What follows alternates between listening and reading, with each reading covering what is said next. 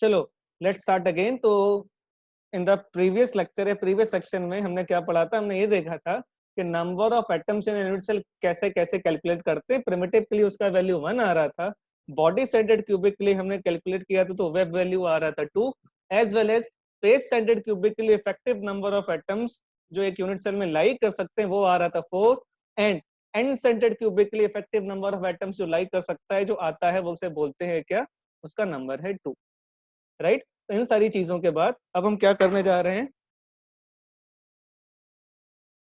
हाँ अब हम क्लोज पैकिंग देखे जा रहे हैं 3 डायमेंशन में। बेटा जरा ध्यान से देखना क्या पढ़ेंगे अब हम। Now we will try to study क्या, close packing in the 3 dimension. 3 dimension में क्लोज पैकिंग की बातें करने जा रहे हैं, ठीक है। तो क्लोज पैकिंग 3 डायमेंशन में कैसे करेंगे, जरा ध्यान से देखो। फर्स्ट पॉइंट क्या लिखा हुआ है, हम 3 डायमेंशन पैकिंग करेंगे। अभी तक हमने क्या किया था, हमने 1D पैकिंग देखी थी। 1D पैकिंग मतलब एक डायरेक्शन में पैकिंग। उसके बाद हमने 2D पैकिंग देखी थी। 2D पैकिंग में in the last few lectures आप YouTube पे भी देख सकते हैं, एज वेल एज आप लाइव क्लासेस भी अटेंड कर रहे हैं। इन द प्रीवियस लेक्चर्स हमने पढ़ा कि 2D पैकिंग भी 2 तरह की होती है। कौन कौन तरह की होती है बेटा, 2D पैकिंग एक तो स्क्वायर वाली होती है, दूसरा हेक्सागन वाली होती है। तो 2D पैकिंग 2 तरह की, स्क्वायर वाली, हेक्सागन वाली। तो हमने पहले 1D पैकिंग पढ़ा, अब 2D पैकिंग पढ़ा। बट जितने भी सॉलिड्स हमारे नेचर में एग्जिस्ट करते हैं 1 या 2 डायमेंशन नहीं होते, they all are 3 dimensional in nature. अगर वो सारे के सारे 3 डायमेंशनल नेचर में होते हैं तो ऑब्वियसली हमें 1D 2D के बाद हमें 3D में भी चीजें लेके जानी पड़ेंगी। इसीलिए अब हम पढ़ने जा रहे हैं कि कोई क्रिस्टल या कोई सिस्टम 3D में कैसे कैटेगराइज हो सकता है या उसको 3D में हम कैसे विजुअलाइज कर सकते हैं। हमें क्यूब के बारे में क्यों पढ़ना है, हमें स्क्वायर के बारे में क्यों पढ़ना है, हमें क्यूब कैसे दिखता है, हम यूनिट सेल को मैक्सिमम केसेस में क्यूब ही क्यों कंसीडर करें। इन सारी बातों का जवाब, इन सारी बातों का सोल्यूशन हमें इस पर्टिकुलर चीज में मिलने वाला है। छोटी सी आसान सी चीज है। तो सबसे पहले हम 3 डायमेंशनल क्लोज पैकिंग देखेंगे from the 2 dimensional square packing layers. मतलब हम 3 डायमेंशन बनाएंगे जरूर, लेकिन 3 डायमेंशन को बनाने के लिए हमारे पास टेक्निक क्या है, हम यूज करेंगे क्या, we will use 2 dimensional square close pack layers. हम स्क्वायर पैकिंग ही कंसीडर करेंगे, बात खत्म। इसके अलावा किसी को यूज नहीं करेंगे। अब जरा ध्यान से देखो, यहाँ पे ये वाली पैकिंग देखो जिसमें ब्लैक कलर से चला रहा हूँ, ये वाली जो पैकिंग है इसको मैंने बोल दिया पैकिंग नंबर 1। पैकिंग नंबर 1 देखो, ये पूरी स्क्वायर पैकिंग है। एक तो इस डायरेक्शन में ये बढ़ती चली जा रही है और दूसरा इस डायरेक्शन में बढ़ती चली जा रही है। देखो स्क्वायर पैकिंग है, आप इनको ऐड करो, देखो स्क्वायर ही बनेगा बेटा। ये देखो स्क्वायर बना, तो ब्लैक कलर से मैंने शेड कर दिया। ये 2D स्क्वायर पैकिंग है, ये फर्स्ट लेयर मैंने बनाया। अब हमने किया क्या, जैसे बेटा आपकी कॉपी होती है ना, या फिर A4 शीट का जो बंडल्स आते हैं, बहुत ज्यादा आपने देखे होंगे यहाँ पे कोचिंग क्लासेस में, है ना। इसी केमिस्ट्री क्लास में तो कितने सारे बंडल्स पड़े रहते हैं।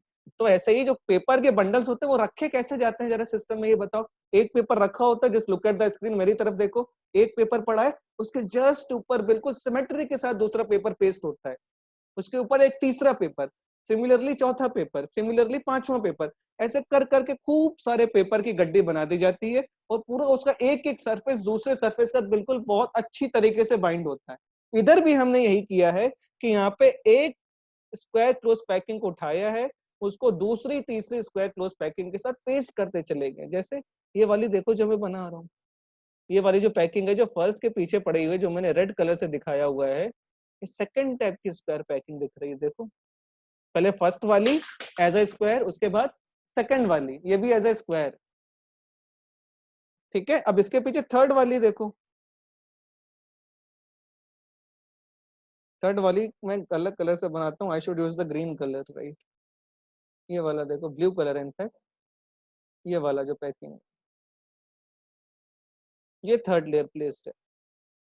मतलब एक स्क्वायर पैकिंग के पीछे दूसरा स्क्वायर पैकिंग, दूसरे स्क्वायर पैकिंग के पीछे तीसरा स्क्वायर पैकिंग, ऐसे स्क्वायर पैकिंग के पीछे स्क्वायर पैकिंग ऐड करते चले गए, एक के ऊपर एक के ऊपर एक। जैसे A4 शीट रखी जाती है बंडल की बंडल, 1 2 3 4 5 6 एंड सो ऑन, ऐसे स्क्वायर पैकिंग के ऊपर स्क्वायर पैकिंग, स्क्वायर पैकिंग के ऊपर स्क्वायर पैकिंग, ऐसे बड़ा करते चले जाएंगे। तो हमें अल्टीमेटली इस टाइप का 3 डायमेंशन,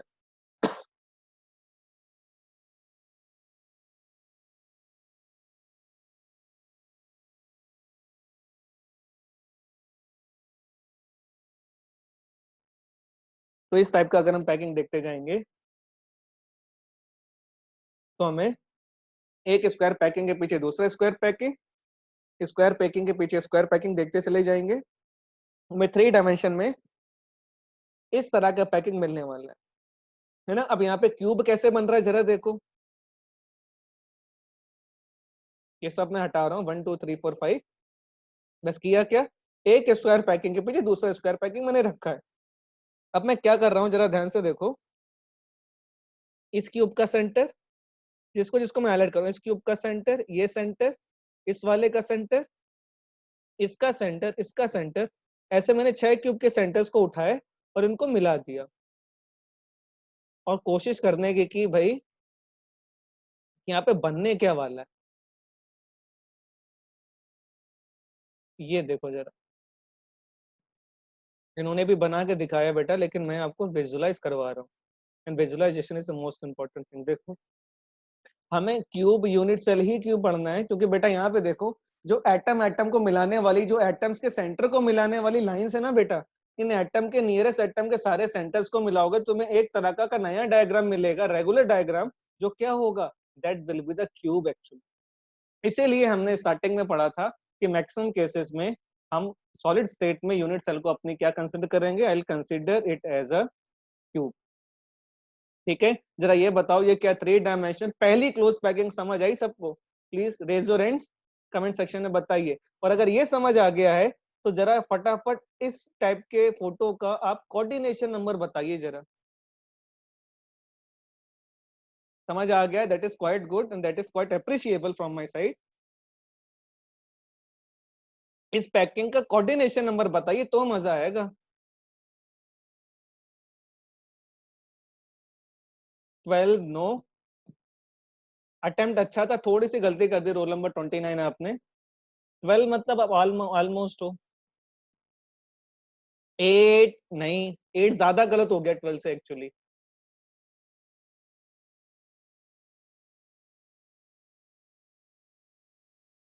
ट्राई करो जरा, गिव इट अ 30 सेकंड हो जरा इस टाइप की पैकिंग के लिए। ये सोचो थोड़ा डायग्राम को पहले एक बार 10 सेकंड 15 सेकंड तक डायग्राम को सोचो, उसके बाद बताओ what can be the coordination number.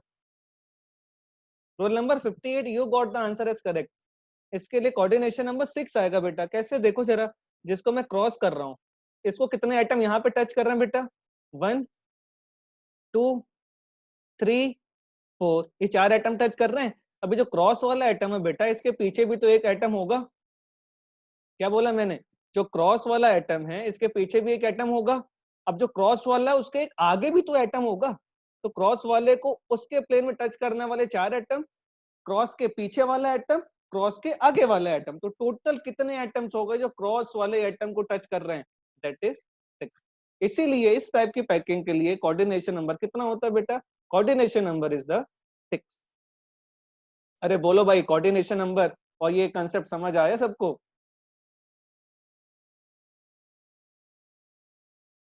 समझ आ गया ये वाला सिस्टम? तो अभी हमने क्या किया, अब हमने स्क्वायर पैकिंग को यूज करके हमने 3 डायमेंशन पैकिंग बनाने की कोशिश की, और हमने ये देखा कि भाई क्या क्या कैटेगरी हो सकती है, क्या क्या पॉसिबिलिटीज हो सकती हैं। तो स्क्वायर पैकिंग को यूज करके हम सिर्फ एक ही तरह के डायमेंशन बना सकते हैं। ये क्यूबिकल डायग्राम आपका सिंपल क्यूबिक बन गया हमारा, सब पे एक एक एक एटम पड़ रहा हो, प्रिमिटिव यूनिट सेल टाइप का बन गया। देखो हर कॉर्नर पे एक एक एटम प्रेजेंट है ना, कॉर्नर एटम एक मान लो इसे, इसे कॉर्नर बी, ये सी, ये D, E, F, G, H, तो एक तरीके का प्रिमिटिव यूनिट सेल दिख रहा है। A B C D E F G H, सब पे एक एक एटम प्रेजेंट है जो एक दूसरे को टच कर रहे हैं। तो इस टाइप की क्लोज पैकिंग से जो बना उसे प्रिमिटिव यूनिट सेल भी बोल सकते हैं। तो प्रिमिटिव यूनिट सेल क्यों पढ़ना था, क्योंकि बेटा इस टाइप की पैकिंग में जब हम स्पेयर्स के सेंटर्स को मीट करेंगे ना, तो हमें एक सिंपल क्यूबिक मिलने वाला है। ठीक है, तो अभी हमने 3 डायमेंशन पैकिंग पढ़ी, किसको यूज करके बेटा, हमने पढ़ा उसको 2 dimensional square close packed layers को यूज करके। ठीक है, इसमें अरेंजमेंट क्या होगा, मतलब भाई नॉट, मेरे को समझ नहीं आया आपका डाउट जो आप पूछना चाहते हो। अरेंजमेंट मतलब ये प्रिमिटिव यूनिट सेल का अरेंजमेंट है बेटा, पे स्टैंडर्ड क्यूबिक या फिर सिंपल क्यूबिक भी बोल सकते हो इसको। You can cell tell it a simple cubic. कोई अरेंजमेंट का नाम बोलेगा सिंपल क्यूबिक, सिंपल क्यूबिक का मतलब क्या है, atoms are present at only at corners. इसे प्रिमिटिव यूनिट सेल बोल सकते हैं, सिंपल क्यूबिक स्ट्रक्चर बोल सकते हैं, इसको बात करते हैं। ट्रिपल ए बी सी, इसको ए बोल सकते हैं बेटा, ए इस टाइप के, क्योंकि एक ही टाइप का स्क्वायर है ना, वही बार बार रिपीट हो रहा है, तो इसको ए लेयर, ए के पीछे ए लेयर है ना। अगर फर्स्ट लेयर को मैं कैपिटल ए बोल रहा हूँ तो उसके पीछे वाली भी लेयर भी तो स्क्वायर वाली है, इसके पीछे वाली भी तो लेयर ए वाली है, तो ट्रिपल ए या डबल ए तरह की क्लोज पैकिंग लेयर बोली जाती है। एबीसी नहीं बोलेंगे, इसे ए पैक की पैकिंग बोल सकते। ए का मतलब क्या, जो डाउट पूछा गया बेटा, ए का मतलब क्या, जो पहली लेयर है वो क्या है, वो स्क्वायर पैकिंग है। स्क्वायर पैकिंग है, पीछे वाली लेयर भी क्या है, वो भी स्क्वायर पैकिंग है, बिल्कुल सिमिलर जो पहले वाली है। अब दूसरी स्क्वायर पैकिंग के पीछे तीसरी लेयर कौन सी है, तीसरी भी स्क्वायर पैकिंग है। मतलब जो पहली लेयर है वैसे ही दूसरी लेयर है, वैसे ही तीसरी लेयर है, एंड सो ऑन। तो आगे की लेयर भी क्या होंगी, सेम। तो इसे डबल ए या फिर ट्रिपल ए टाइप की पैकिंग भी बोलते हैं। तो इस बच्चे ने पूछा ट्रिपल ए टाइप की पैकिंग, ट्रिपल ए टाइप। वैसे इसका कोई यूज नहीं है, लेकिन एनसीईआरटी में मेंशन्ड है, तो ऐसे बात कर सकते हैं। ऐसा कोई यूज नहीं, इस पे कभी क्वेश्चन नहीं बना, डोंट वरी। ठीक है, तो एक क्लोज पैकिंग 3 डायमेंशन में इस तरीके से हम पढ़ सकते हैं। ठीक है, अब जरा देखो, अब हम पढ़ने जा रहे हैं। अब हम 3 डायमेंशन क्लोज पैकिंग पढ़ेंगे from the 2 dimensional hexagonal closed pack layers, है ना। और पहले हम क्या करेंगे, अभी तक हमने एक लेयर प्लेस की थी, अब हम सेकंड लेयर प्लेस करने जा रहे हैं फर्स्ट लेयर के ऊपर। अब यहाँ पे देखो, बहुत ही कॉम्प्लिकेटेड सा डायग्राम मैंने दिखाया हुआ है, लेकिन यहाँ पे आप देख सकते हो, यहाँ पे 2 कलर के शेड्स के स्क्वायर्स बने हुए हैं। एक जो पहले लाइट कलर का शेड तुम्हारे पास है, इसको जरा फोकस करो। ये जो लाइट कलर का शेड है ना, इसको तुम बोलोगे first layer. This is the first layer जो आपको दिख रही है। ऊपर से जो डार्क कलर का जो शेड है ना, ये फर्स्ट लेयर के ऊपर मैंने क्या किया है, इसमें सेकंड लेयर प्लेस की हुई है ना। जो फर्स्ट लेयर है वो कैसी है, देखो हेक्सागोनल है, क्योंकि बेटा यहाँ पे जो अरेंजमेंट है वो कैसा है, हमें टू डायमेंशनल कैसा, हमें 2 dimensional hexagonal closed pack layer को यूज करके ही 3 डायमेंशन में लेके जाना है। तो this is a very first layer, है ना, जो लाइट कलर के डॉट से मिलके बनी हुई है। अब लाइट कलर के डॉट्स के बाद जो डार्क कलर से बना हुआ ये वाला, इससे मेरा अभी कर्सर घूम रहा है, ये वाले लाइन जो डार्क कलर है, ये सारे के सारे कैसे हैं, इनको हम बोलेंगे क्या, दे आर सेकेंड लेयर।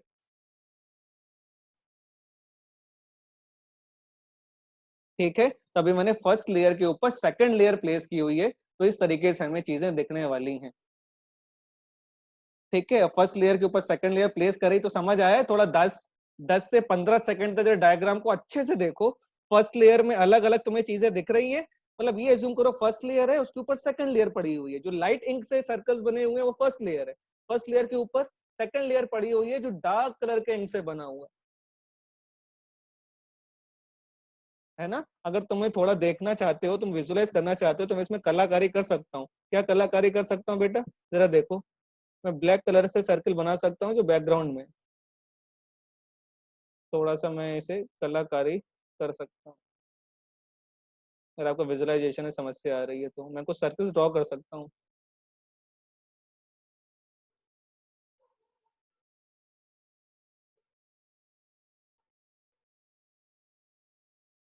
ये देखो, जो ब्लैक कलर से सर्कल मैंने बना रखे हैं वो कैसे हैं, वो ग्राउंड फुट वाले, मतलब फर्स्ट लेयर है। अब इसके बाद देखो, जो रेड कलर से सर्कल बना रहे हैं, these are the second layer.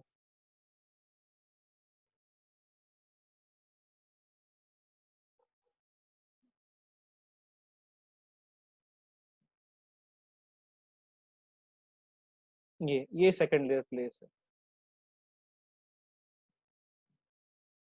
बोलो बोलो, अब थोड़ा दिख रहा है, मैंने थोड़ा सा उनको हाईलाइट करने की कोशिश की। जो ब्लैक कलर है, जो मैंने ब्लैक कलर से 4 सर्कल्स बनाए, ये कौन सा है, ये ग्राउंड लेयर है जो फर्स्ट लेयर बोला। उसके ऊपर जो रेड कलर से जो सर्कल्स बनाए वो कैसे लेयर है, अरे बोलो भाई, जो रेड कलर से बनाए वो सेकंड लेयर है, जो ब्लैक कलर से बने वो फर्स्ट लेयर है।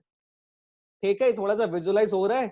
अभी मैं इसके आगे भी और भी लेके जाऊंगा, बिकॉज अभी हमने 2 ही लेयर प्लेस की हैं। 2 लेयर के ऊपर 3 लेयर भी प्लेस करते हैं, 4 लेयर भी प्लेस करते हैं, एंड सो ऑन। खूब सारे लेयर्स पे लेयर्स, लेयर्स पे लेयर्स प्लेस करते चले जाएंगे। बोलो, ये विजुअलाइज हो पा रहा है, क्या तुम देख पा रहे हो कि तुम्हें फर्स्ट लेयर और सेकंड लेयर दिख रही है। अगर फर्स्ट और सेकंड लेयर इजीली दिख रही है तो प्लीज रेज योर हैंड्स और कमेंट सेक्शन में मुझे कंफर्म करो। फर्स्ट और सेकंड लेयर अलग अलग देख पा रहे हो तो।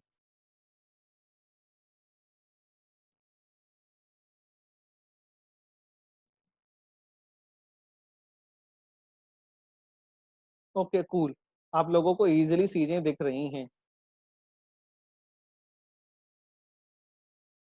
ओके फाइन, अब फर्स्ट और सेकंड लेयर इजीली देख पा रहे हो, ठीक है।